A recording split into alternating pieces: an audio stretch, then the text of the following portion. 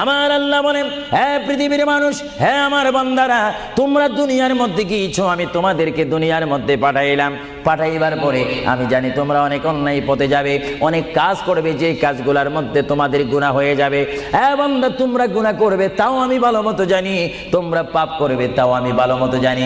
বান্দারে, পাপ করার পরে, গুনাহ করার পরে একাই কি মসজিদের মধ্যে তোমরা কেঁদেছো, রব্বানা যালামনা, বলেন রব্বানা যালামনা আনফুসানা ওয়া ইল্লাম তাগফির লানা ওয়া তুরহামনা লানাকুনান্না মিনাল খাসিরিন বলে বলে মসজিদে কেঁদেছো, আসরের নামাজ পড়ে কেঁদেছো, যোহরের নামাজ পড়ে কেঁদেছো, মাগরিবের পড়ে কেঁদেছো, এশার নামাজ পড়ে কেঁদেছো। এ বান্দা, নামাজের মুসল্লা যখন বসে যাও, আমি আল্লাহকে তোমরা বারবার বলো, আল্লাহ আমার গুনাহ মাফ করে দাও। তারপরও আমি তোমাদের গুনাহ মাফ করে নিই।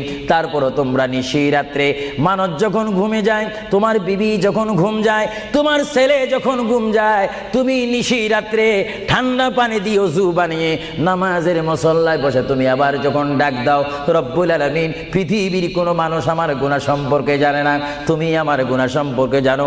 আমি এমন গুনাহ করেছি আমার বিবি জানে না, বিবি গুনাহ করেছে আমি জানি না। আল্লাহ, তুমি সব কিচ্ছু জানো। হে আমার প্রভু, তুমি আমাকে মাফ করে দাও।